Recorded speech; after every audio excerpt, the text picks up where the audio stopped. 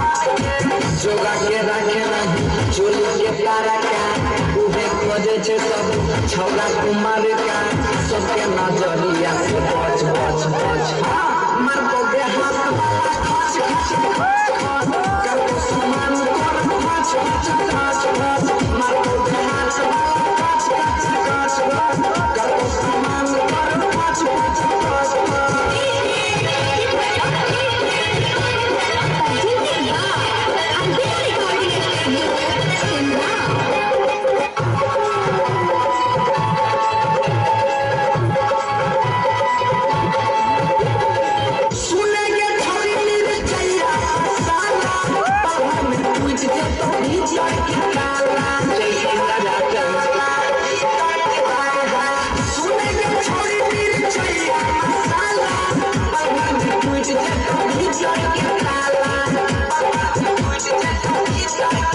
से कोई लेना मोने के बात के श्री नारायण का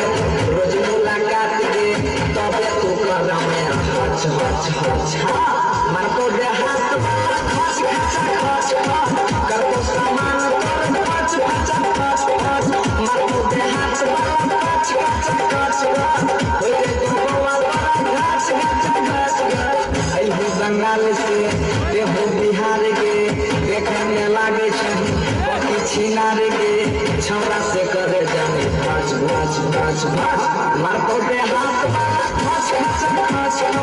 कर को समान कर खच खच खच मार को दे हाथ वाला खच खच खच कर को समान कर खच खच खच JK